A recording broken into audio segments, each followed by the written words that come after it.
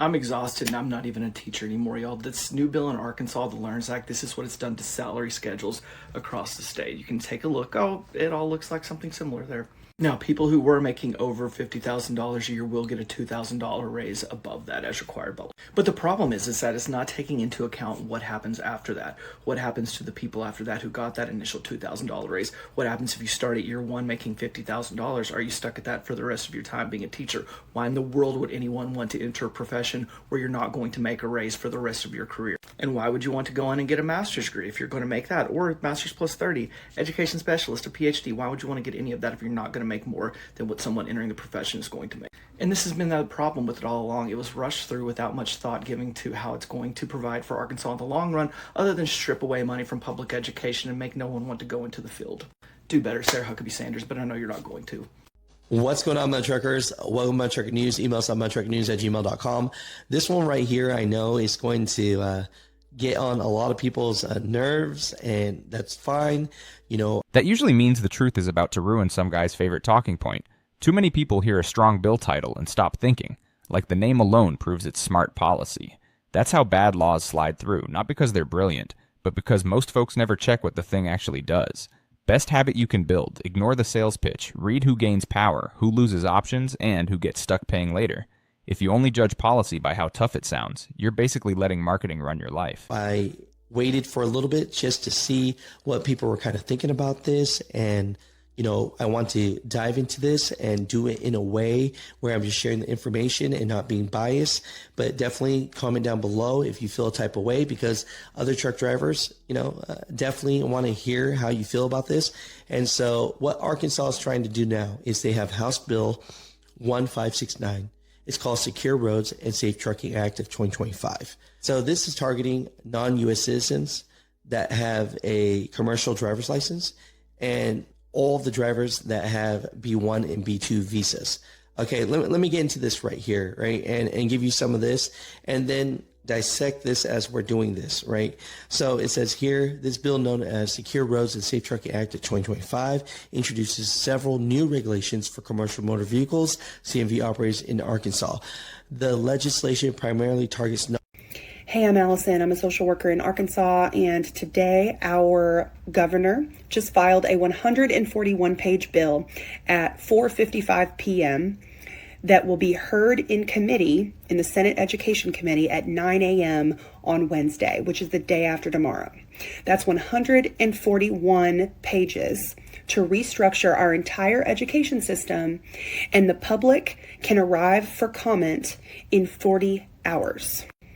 I have been able to block off my day on Wednesday morning through early afternoon so that I can arrive to speak. The vast majority of Arkansans are not able to do that, especially with 40 hours notice, especially with 141 pages to read, process, and attempt to understand. It's almost like our governor knows how unpopular this is and she wants to limit our comments. What's up, everybody? My name is Brandon. I'm with Arkansas Weather Analyst Center. That is such a tell. When leaders believe in what they're doing, they invite scrutiny. They don't sprint past it. A 141-page bill with basically no time for normal people to read, process, organize, and respond. That's not public input. That's staged compliance. And this matters beyond one issue. Because once a government learns it can move huge changes through exhaustion and confusion, it keeps doing it. One real-world move: save committee numbers, save legislator emails, and submit comments even if you think it won't change the vote. Because building a record matters later. Silence gets used as fake consent all the time. Don't hand it to him. And we're here in Central Arkansas. We're independent and ran by me and my beautiful wife. I've been going to school for a couple years to get a meteorology degree one day so I can be a digital meteorologist. I've always been passionate with the weather and fascinated when I was young of why and how it does what it does. So the next step for me was to take it and make it into a career. But we strive here for safety, preparation, and reliable updates and outlooks and different models for you to look at, for us to show you and explain to you so you have a better understanding when severe weather comes your way. We cover from hurricanes, severe weather, to blizzards. We are very reliable, trustworthy, So, hey, if you're looking for fast, consistent, hardworking weather analyst that can keep you and help you and your family be safe and have preparations ready for when severe storms come your way, then like, share, follow, and repost, and let's get the word out there and make it happen. Hey y'all, it's your girl T from Arkansas, and Arkansas Senate has done it again. They just passed Senate Bill 307. Child, the trend in Arkansas is, if it hurt the working class, they want to pass it. I mean, damn, can we get a break? I mean, we already got to deal with some utilities and these high-ass gas bill. I mean, they really got folks choosing between paying the gas bill and putting food on the table. And now we got to deal with the power companies with our light bills. I mean, damn. Y'all, let's break this bill down. So first off, they want to make us pay for their project. They want to build new power plants, but instead of using their own money, they want to tax our light bill. That don't even make sense. This sounds stupid. Like, how they help the working class? Like, we already dealing with low wages, high ass rent, and food damn near unaffordable here, and now we got to do a high ass light bill too. Child. Anyway, that's the part women feel in their bones, because you can debate politics all day, but a brutal light bill ends the conversation fast.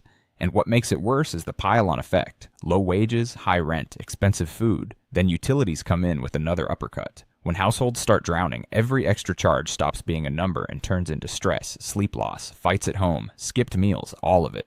So yeah, if your bill jumps, don't just complain in a group chat. Pull old statements, compare usage against fees, look for the charges that rose even when your habits didn't. Once you know whether it's consumption or policy, you stop arguing in the dark and start aiming at the real problem. Even though the Public Service Commission decided to not oversee this, so Senate Bill 307 gives power companies the free range to do whatever they want to do with no oversight. They want to call it work expansion or energy expansion, but child, this is like a money grab, and that's it. Y'all better be calling 501-682-6211 and telling the House to vote no to Senate Bill 307. Get in the comments, let me know your thoughts, and as always, the informants stay loud. Your government is gaslighting you. And I say that as a mental health professional who would never use that word lightly and would never use it to manipulate. If we haven't met, my name is Allison Grigsby Sweatman, and I'm a candidate for state senate in Arkansas's 13th district in northern Pulaski County. Arkansans are struggling.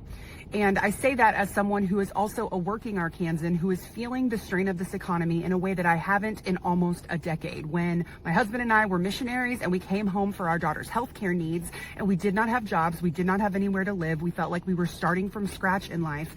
And the strain that we feel right now can only be compared to then. But this is not about my story. I want to tell you what I'm seeing and hearing. There's a disconnect between what the people in the federal and state government are saying about the economy and about what people are experiencing in their lives and the reality, what you will hear if you talk to real people, your neighbors, about what they are going through. Grocery and gas prices are important for us to talk about, but they're just the most recent thing that has been piled on working people in Arkansas. The truth is, we already had and have for a long time had a system that doesn't support working people. We have one of the most regressive tax codes in the country where the wealthy don't pay their fair share. We give tax cuts to corporations that aren't even in Arkansas, and working people pay more than we should have to. We also have a quarter of our kids in Arkansas don't know where their next meal is coming from, and almost a quarter of Arkansans can't afford a medical bill that comes up, so they don't even go to doctor's appointments where they could be preventative and get the health care that they need. You'll have to forgive me when I get pretty angry about watching the governor talk about how great things are going in Arkansas because of the policies that she's passed and the lapdog legislature that does whatever she tells them to do. Because I know from talking to my neighbor that that is not true. So when they tell us that that's the case, it is gaslighting and it's playing politics with our lives, and Arkansas deserves better. Arkansas utility rates are about to go. That was the right word, better. Because what wears women down is not just being broke, it's being told everything is fine while life gets harder. Right in front of them. There's a psychological cost to that. When your lived reality says one thing and every polished speech says another, people start doubting their own judgment. That's why local testimony matters so much. Neighbors know what bills look like, what pantry shelves look like, what medical debt looks like. Forget slogans for a minute. Ask simple outcome questions. Are people more stable? Are kids eating? Are families catching up or falling behind? If the answer keeps getting worse, then the story being sold is not the truth. Way up, and it's to pay for infrastructure projects in Texas? What? Well, let me tell you how we got here, okay? The Southwestern Electric Power Company, we call it SWEPCO, is requesting a rate increase to collect $80 million for a $136 million project. That's the total cost of the project. So that represents an average 27% increase on most utility bills. That's the kicker. They're asking us in Arkansas to pay for 60% of this project. It's being built in Texas. Arkansas residents only make up 23% of their customer base. This is their service area. Do you really think Arkansans benefit from this the most? Why are we paying for 60%? Well, I'll tell you why. It's because our state lawmakers sold us out to lobbyists for SWEPCO and Entergy and utility companies like this. The legislative session earlier this year, Arkansas Republicans passed what they call the Generating Arkansas Jobs Act of 2025.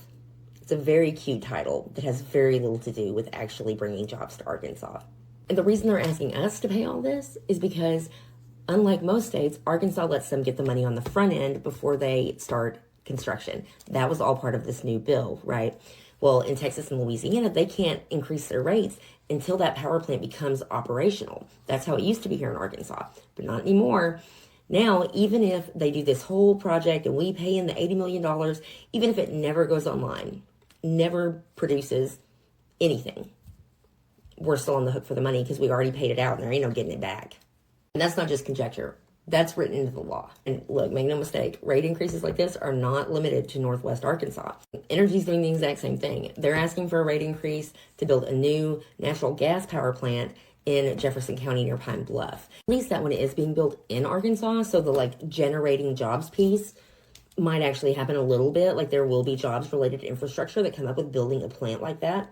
What really irks me about this whole situation is that during session, they repeatedly assured us that Arkansas's residential customers would not end up paying these rate increases if the infrastructure upgrades were mainly to benefit commercial customers, right?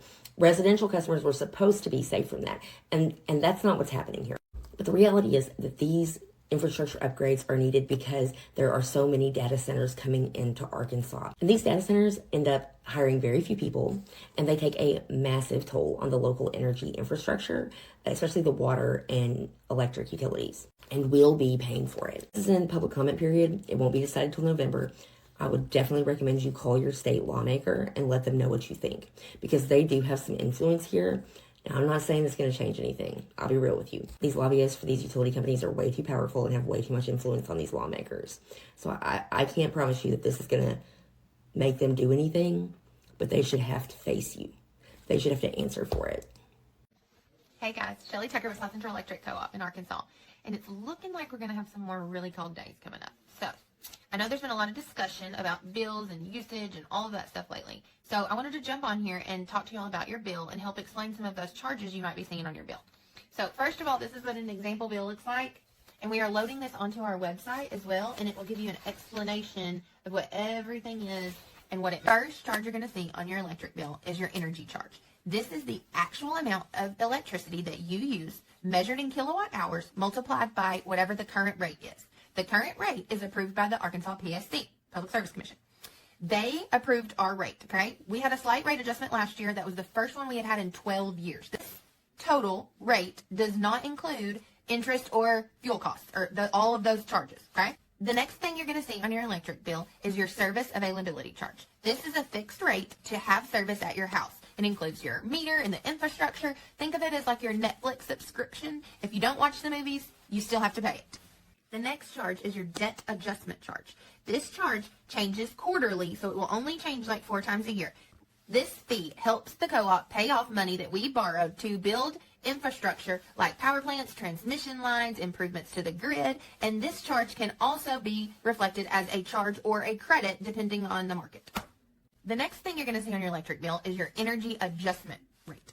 Now, this rate changes monthly, and this includes all of the fuel charges it takes to produce electricity. It might be natural gas, it might be coal, it might be renewables, all of those things that fluctuate. And this charge can reflect as either a charge or a credit, depending on where we are in the world. The last charge you're going to see. This is actually the kind of explanation women need more of, because confusion is expensive.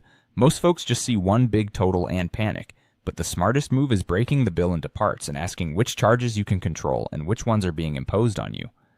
That difference matters because if your usage is steady but the total climbs, then this isn't just about using less electricity, it's about the structure of the bill itself. Call and ask for rate history. Ask what changed quarterly versus monthly. Ask what was approved and when. Boring questions are powerful. They turn frustration into facts, and facts travel a lot farther than outrage. On your bill is taxes. We all know what that is. And this can be applicable to your city, county, state, or even a municipality, depending on where you're at. So I hope this helps you guys understand a little bit better about the charges on your electric bill. And if you have any questions, don't hesitate to reach out to us at South Central. We can't speak for those all over the United States and the other co-ops, but we hope we can take care of our members here at South Central. Y'all have a great day. My name is Annabeth Gorman, and I'm representing the Women's Foundation of Arkansas. The concept of merit has taken center stage both nationally and in our state legislature. SB 3 aims, as we've heard today, to prohibit discrimination and preferential treatment on the basis of sex, race, ethnicity, and national origin. Instead, only merit should be considered. But we at the WFA believe that merit and background go hand in hand. And it is neither discriminatory or showing preferential treatment to consider someone's background, but a necessary strategy to ensure that all Arkansans have opportunities to reach their full potential. We believe that every woman and girl in Arkansas deserves a chance to be seen as a woman or girl of merit. But we also know that historically women and girls have been excluded from opportunities that help you earn merit. Does business success count as merit?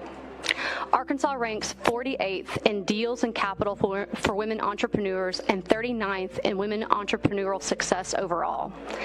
Is this because women are bad at business or still playing catch up from years of codified discrimination in the ability to establish and build credit?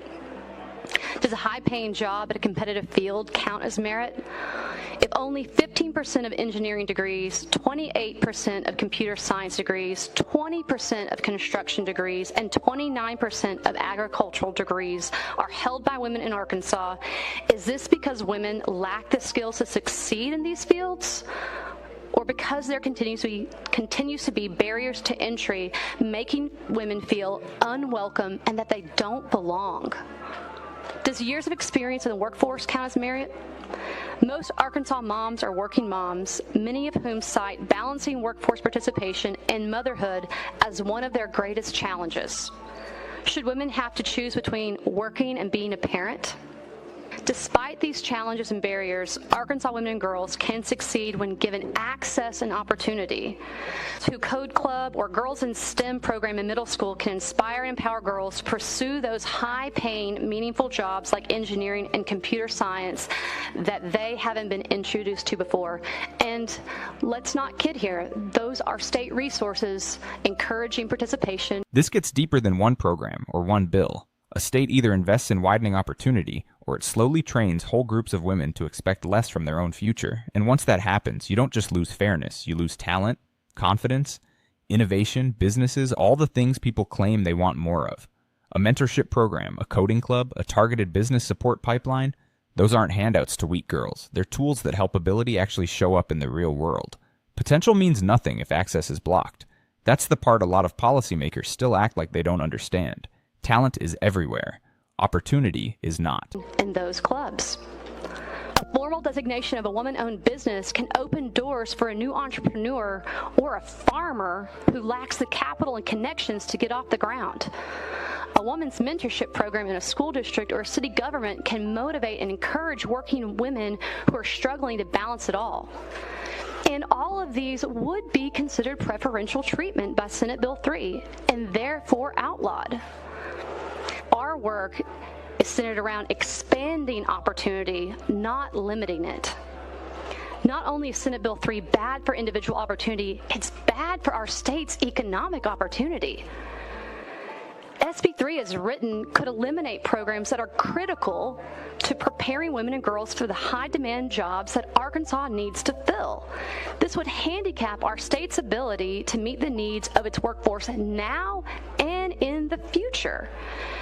Supporting women and girls isn't about taking opportunities away from anyone else.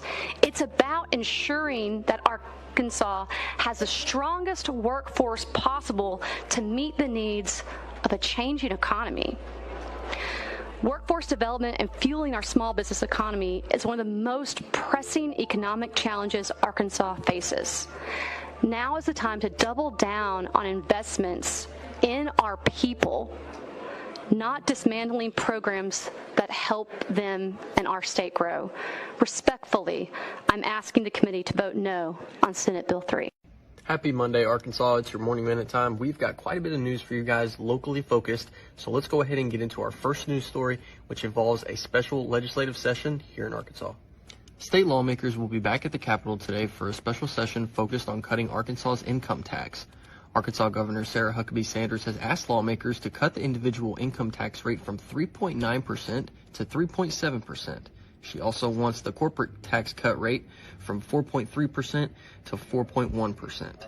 And this will be the fourth time in Governor Sanders' first term that the legislature has cut taxes. And now let's get into an issue that... Here's the trap. People hear tax cuts and assume relief. But relief is about your whole monthly life, not one headline. If your taxes dip a little while your power, gas, insurance, and groceries all climb, you are not ahead. You just got distracted. That's why total cost of living is the only scoreboard that really matters. A good question to ask after every flashy announcement is simple. What will this save me? What might it cost me later? And who benefits the most? Once you start thinking like that, a lot of political theater stops working on you, bro. That's plaguing us all currently, and that is the gas prices, as the national average for a gallon of gas has increased 35 cents in the past week, according to AAA. For the most part, Central Arkansas's gas prices have stayed on the lower end compared to the rest of the country. However, over the past week, the state has seen a hike, and that's by nearly 30 cents. That's all for your Morning Minute. Hope everybody has a great Monday. So now, Republicans want to ban certain hairstyles for kids. Yes, you heard that right. Arkansas just introduced a bill that would make it illegal to give a minor a gender non-conforming hairstyle. If a barber or a stylist does your kid's hair in a way that you don't like, boom, $10,000 fine. Maybe $10 million in damages? Are you kidding me? Let me get this straight. They say they are all about small government, but they want to control kids' haircuts? They say parents should have rights, except for when it comes down to how child's dress or how they get their hair styled? This isn't about protecting kids. This is about policing gender. It's about Republicans trying to control how people express themselves starting from a young age. This is where we are. The same party banning books, banning history, and banning LGBTQ plus people from public life are now coming for haircuts. Arkansas might be first, but if we don't push back, it won't be the last. This is what Republicans stand for. And if we don't vote them out, it's only going to get worse. If you think that the government has no business policing haircuts, share this video. Let people see how far the GOP is willing to go. What if I told you Alabama families could be quietly losing hundreds of dollars a month just trying to drive to work, school, and survive? Because gas prices aren't just going up anymore. They're changing people's budgets. Since March, gas prices across America have climbed fast, and Alabama has seen some of the biggest increases in the entire country. Some estimates suggest people are spending around $50 to $60 more per person each month just on fuel. You got a family with multiple drivers? That could mean hundreds extra gone every month before groceries, bills, or rent even hit. And for families already living paycheck to paycheck, that hurts. Because this isn't just about the gas pump anymore. When fuel prices rise, transportation costs rise too. Food, deliveries, materials, travel, everything starts getting more expensive. And suddenly people are asking, why does life feel harder right now? So why is this happening? It's not just one thing. Global oil pressures, refinery slowdowns, higher demand, and international tensions all push prices higher.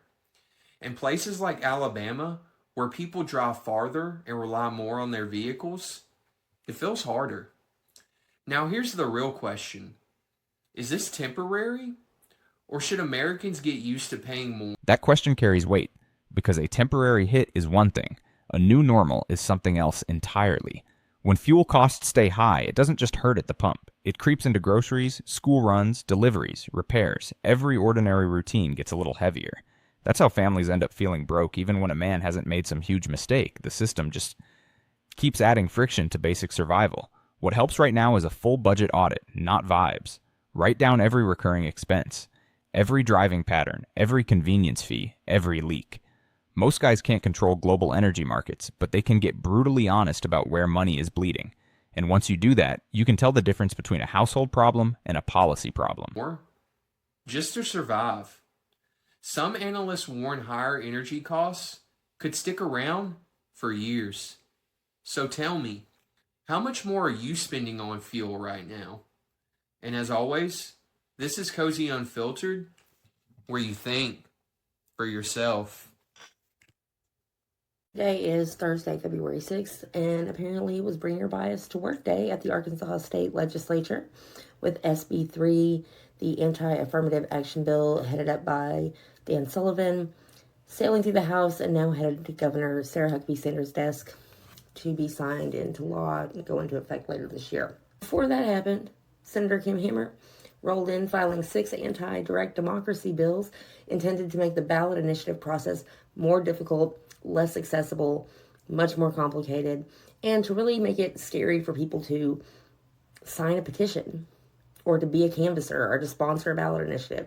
This is all part of the Republican strategy to eliminate people power. Now, Senator Kim Hammer has announced his intention to run for Secretary of State, Arkansas's chief election officer, so, what could go wrong? Let's dive right in. We'll take them in order, starting with Senate Bill 207. This is an act to amend the law concerning initiative and referendum petitions to require a canvasser to disclose that petition fraud is a Class A misdemeanor and to declare an emergency.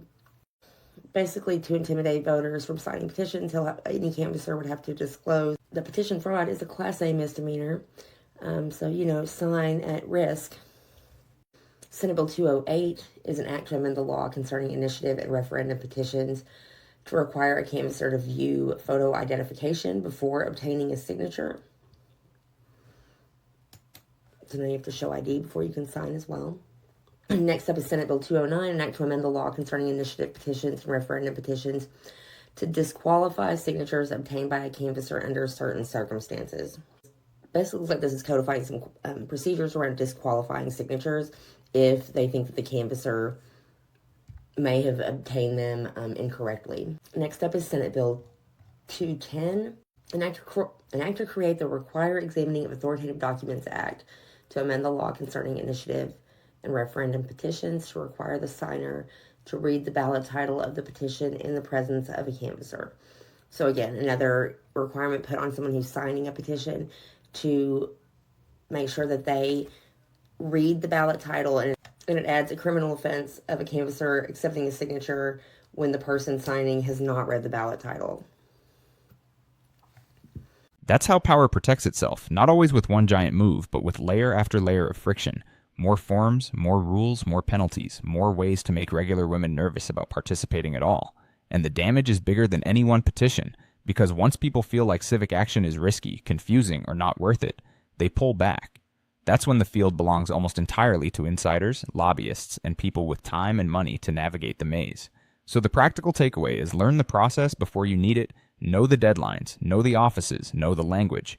Rights on paper do not mean much if the path to use them gets buried under procedure. Senate Bill 211, an act to amend the law concerning initiative petitions and referendum petitions to require a canvasser to submit an affidavit before signatures can be counted.